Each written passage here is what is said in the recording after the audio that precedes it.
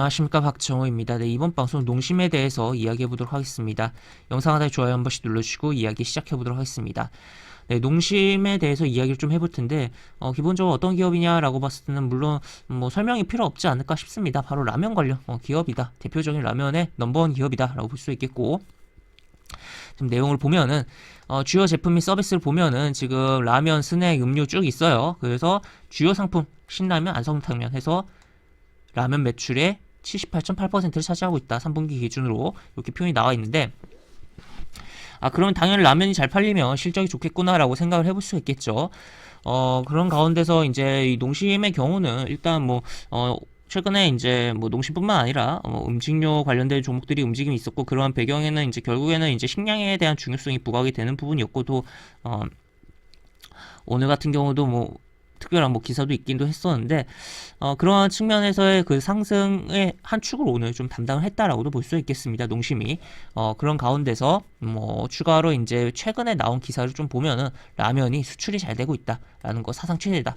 지금 이제 K 콘텐츠라고 표현을 할 수 있는 드라마라든지 웹툰이라든지 여러 가지 그런 부분이 특히나 이제 OTT를 타고 이제 드라마가 이제 우리나라 한국 드라마들과 이제 특히나 넷플릭스에서 이제 잘 풀린 것도 있고, 또 이제 수출이 되고 있는 것도 있고, 그러다 보니까 그런 측면에서 이제 사람들의 이제 우리 음식에 대한 관심이 생길 수가 있는 부분이잖아요. 물론 라면이라는 게 우리나라가 고유에 만들어낸 건 그런 건 아니지만, 어떻게 보면 이제 창조적 발전을 했다라고도 표현을 할 수가 있는 음식이지 않을까 싶습니다. 좀 더 이제 어떻게 보면 자극적이게 만들어지면서 굉장히 소비자의 이제 입맛을 끄는 그런 부분이고, 또 한편으로 이제 어떻게 서양의 입장에서 보면은 이제 우리에는 별로 안 매워도 굉장히 이제 인종의 특성적인 부분이 있다 보니까 굉장히 자극적이게 느껴지고, 그런 맛이 오히려 끌리게 되는 부분이고, 또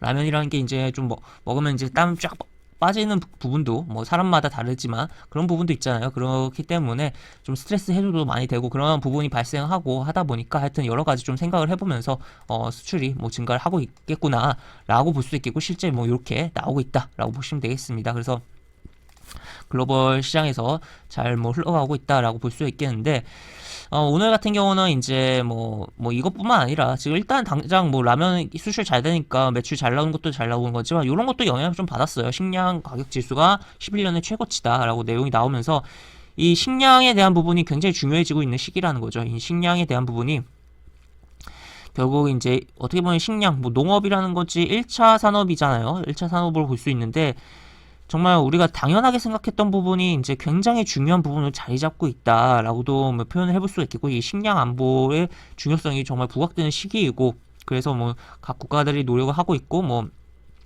우리나라도 그렇게 좀 스마트팜에 대해서 신경을 쓰는 부분이고, 옆에 있는 중국 같은 경우도 식량 안보라고 하면서 굉장히 강하게 농업을 스마트화 하려고 하는 부분이 발생하고 있고, 여러 가지 부분이 있다라고 볼 수 있겠습니다. 그래서 그런 측면에서도 좀 바라볼 필요가 있는 상황이다. 그래서 이 음식료라는 부분이 단순하게 농심뿐만 아니라 전반적으로 좀 봐야 되는 분야라고 생각을 해볼 수가 있겠고, 인플레이션 국면, 지금 연준 같은 경우는 일시적이다 하다가, 미국의 연준은 인플레이션에 대해서 이제 말이 쏙 들어왔죠. 일시적이라는 말은.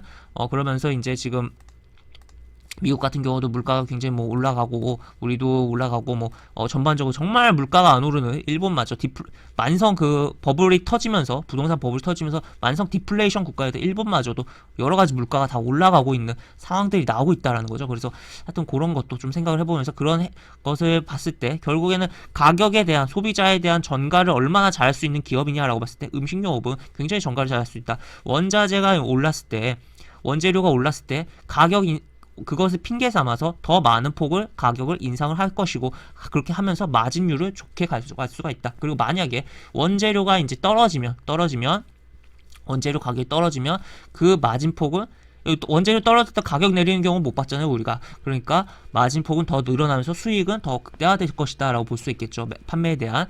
그러다 보니까 이건 좀 봐야 되는 상황이다 라고 볼 수 있겠고, 무엇보다 농심 같은 경우는 일단 차트라든지 여러 가지 보면서 이야기하기 전에 공시가 몇 개 있어요. 지금 1월 5일날 나온 공시인데, 이거는 이제 12월 6일 기준으로 해서 나온 1월 5일에 나온 공시다. 그래서 지분을 농심의 지분을 좀 더 확보를 했다라는 게 나와 있고, 또 추가로 오늘 따끈따끈하게 공시가 또 나왔습니다.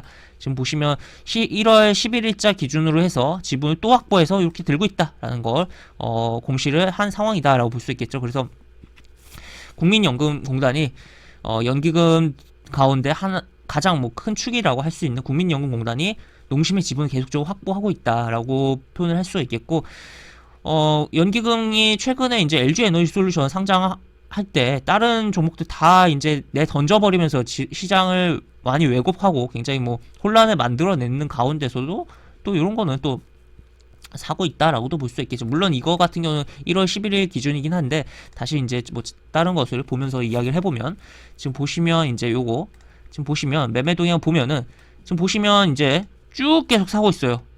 지금 아까 근데 그 공시는, 오늘 나온 공시는 1월 11일자 기준이에요. 그런데 지금 1월 11일자 여기 기준인데, 이 위로도 한 번도 순매도를 한 적이 없다, 연기금이. 그렇다면 이 연기금 중에 국민연금이 대다수라면 다시 한번 또 공시가 나올 가능성이 있다.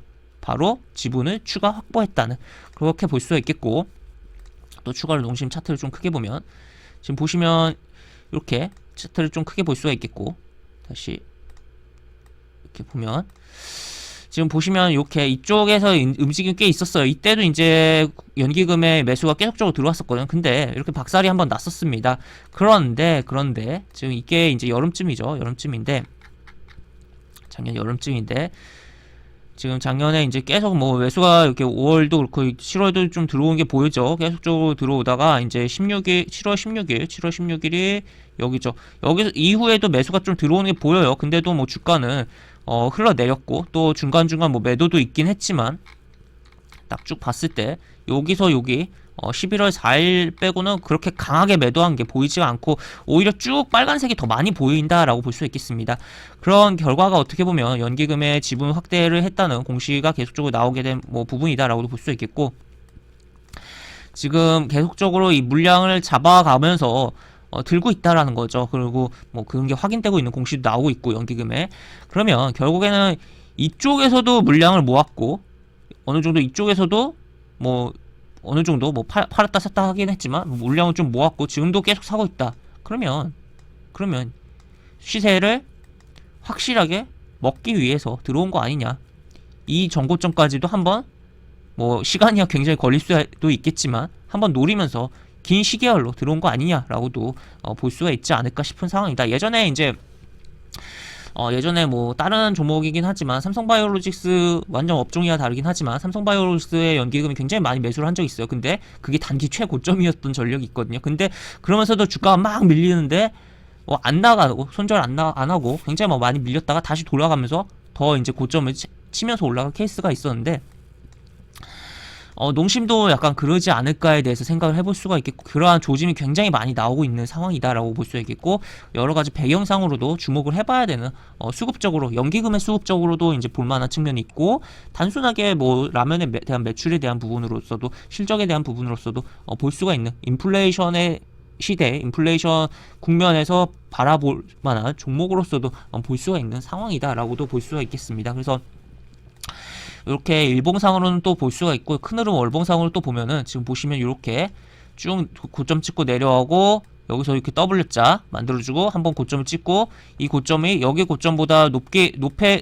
움직였어요. 그 다음에 여기를 좀 매물을 어떻게 보면 소화를 해줬다라고도 볼 수 있겠죠. 그리고 내려와서 다시 한번 여기 W자 만들어주고 올라가고 있다. 그래서 요런데 에 대해서 좀 생각을 해볼 여지들이 분명히 있고, 더 뚫고 가는 거에 대해서도 우리는 생각을 해볼 필요성이 있지 않을까 싶기도 합니다. 그래서 이런 식으로 볼 수 있는, 그래서 지금 당장은 이제 어쨌든 단기적으로는 좀 많이 올라왔어요. 이 덩치가 큰 종목이. 그렇지만 볼 여지가 있고, 조정 줄 때 나는 좀 더 긴 시계열로 보겠다. 그러면서도 긴 시계열로 보면서도 단기적으로 좀 움직일 만한 덩치 큰 녀석은 무엇일까 라고 봤을 때는 농심 이라든지 농심 이외에도 좀 음식료 관련된 종목들을 주목을 많이 하면 좋지 않을까에 대해서 이야기를 드리면서 영상을 마무리해 보도록 하겠습니다. 영상 하단에 보시면 설명과 댓글 부분에 동일한 링크가 들어갑니다. 이 링크 타고 들어오시면 제가 운영하는 무료 카톡방으로 입장하실 수가 있고, 입장하시면 여러가지 장주 시황 관련 코멘트, 속보 관련된 부분들 여러가지 부분들을 올려드린 부분이 있으니까 이 부분 참고해보시면 주식하시는데 많은 도움이 되지 않을까 싶습니다. 이상 박정우였습니다. 네, 감사합니다.